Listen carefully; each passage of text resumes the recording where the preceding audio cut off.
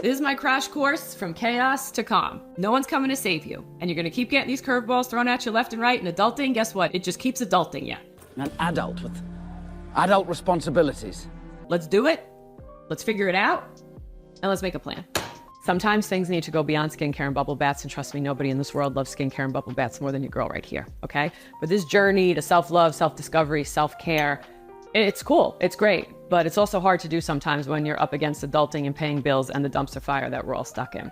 And all this is supposed to like nourish your soul and make you feel good. And no one's going to turn down glowing skin and a glass of wine and a bubble bath and, a good book. But the truth is, if you're here, you already know all this stuff is way more deeper and way more than all of that. So let's just get real. The journey, yes, it brings in abundance and it can be amazing and you can manifest an amazing life and all these things can happen and you can feel great. And our goal is to feel great for longer periods of time, right? And it's kind of like being in the ocean and catching a wave. You love thriving and you love catching that wave and coasting. The truth of the matter is sometimes you get hit and sometimes you get hit with a riptide and sometimes you're getting dragged on the bottom of the ocean floor and you're crashing and you're trying to come up for air. And in those moments is when you really need a plan. It's when you really need something on the back burner that you can pull quick and look at and be like, yo, how do I navigate this? How do I change course? And that's exactly what this is. It's a little crash course in self-care. This is a little crash course in how to get you back on your feet and navigate all this a little bit better. So this share is basically for anyone who's fallen off their routines, their rituals, and just need to kind of get back up and need to get a little bit more present. And it's quick and it's simple and it's not overwhelming. And it all comes from this series that I do called The Shift, which is a monthly series that I do. It's a little bit more than this. It's a little bit more intense, but this is kind of like a nice foundation and a way that you can kind of start on it in case you ever want to join us or you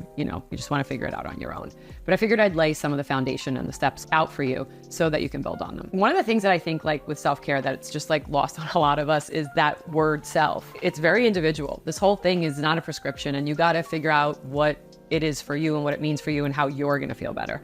And one of the big ways to start with that is setting an intention, because setting an intention allows you to kind of take some control and do this intentionally. It allows you to set kind of like a clear action and plan and how you're going to move forward and kind of guide yourself towards what you want next with some purpose and some meaning. And your intentions can be around anything. It can be around self-care, taking a break, having some fun, getting some rest, or just dumping out all the thoughts that are in your head that have you kind of like feeling really overwhelmed and not being able to kind of center yourself. But regardless, it's the first step. And it's an action that tells your brain we're moving forward and we're getting out of this situation and we're switching the mindset. So pay attention. You kind of have to think of it as a little like roadmap for your brain. And this is the first step in all of it, is kind of cutting through what's currently going on and saying, we're done with this. And now this is what we're doing next. Let's talk rituals, because that's the next step in all of this. You don't need to overhaul your life. You don't need to start a new life. You just need to start small, okay? So you can take a deep breath. Whether it's a morning dance party, some stretching, some movement, or a moment of stillness with your coffee, you gotta find out what works for you.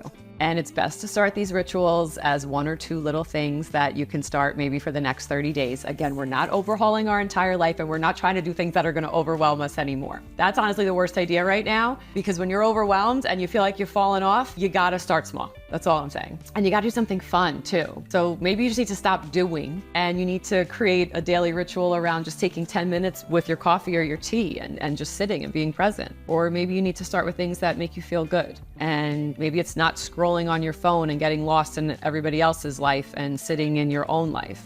Maybe it's reading a couple of pages for 15 minutes every day and you're making some progress, and then you make your brain feel better. It makes you think you're accomplishing. Rituals are like the cornerstone to wellness, and they provide us with moments of pause and reflection and rejuvenation, and they just kind of give you a break from your daily life and that busyness. So you can do routines at the beginning of the day, at the end of the day, the middle of the day. But you got to figure out what works, and you got to align all of this with your preferences and your needs and what you're currently going through right now. So ask yourself, are you craving stillness or are you seeking adventure? What do you do for yourself that makes you feel amazing? Is it that 10-minute dance party in the morning that we're talking about with the kids before school, if you got kids, or yourself? Or is it a bedtime affirmation? Or is it laying out your clothes for the next day so you're not overwhelmed in the morning? But take a few minutes and just think about that, then go from there. So we have figured out how to set the intention. We got routines and rituals, but now we got to nurture the mind, the body, and the soul, because you need practices that are going to support your entire overall well-being. And you got to ask yourself, do you want to do mindfulness meditation? Do you want to do movement?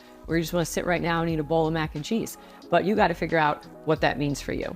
Because when we do these things, we cultivate resilience. And we also move out of something called crisis self-care and we move into something called preventative self-care. So when the crisis does hit, you got a plan in place and you have support and you know how to move through this because you're already prioritizing these things in your life and trying to create wellness from within. Here's another thing. You also got to cultivate gratitude. And I know that you don't want to hear that. I am the first person to know that when shit hits the fan, the last thing you want to do is say, oh, thank you, this is so great, because we know it's not. This is fine. I'm okay with the events that are unfolding currently. When you're feeling down, when you're brokenhearted, when you're feeling overwhelmed and you're stressed out, the last thing you want to do is be thankful about it. But I am a nurse, and you know I love science, and studies have shown that it's essential to find gratitude in moments of crisis and not after the crisis is over.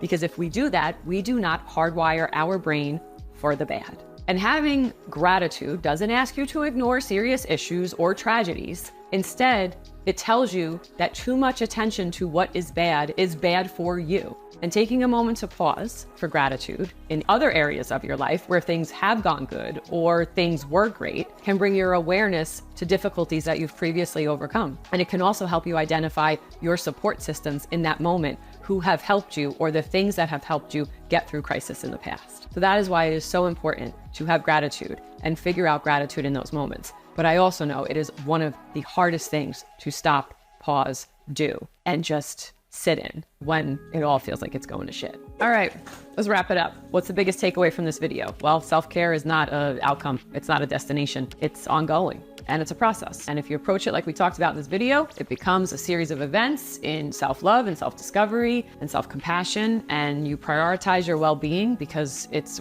wildly essential right now, especially in this collective shift that we're all going through. And you're not gonna be able to take care of your community, and you're not gonna be able to take care of your family or your friends if you're not taking care of yourself. And that's the truth, because no one can pour from an empty cup. So I encourage you to continue to explore additional resources and routines and modalities and support, because that's what I'm doing. And I'm gonna continue to look for this stuff, and I'm gonna continue to share it on my site and the socials. And I can't believe I just said the socials, but this channel and my website in the shift, that session that we're doing. And if you want to join us, cool. Like, all the information's below. Or if you want to just continue to embark on your own journey independently, that's cool too. But either way, you got to know that you're basically worthy of all this stuff, and you're worthy of care, and you're deserving of love. And understand that and know that and really feel that, because you are.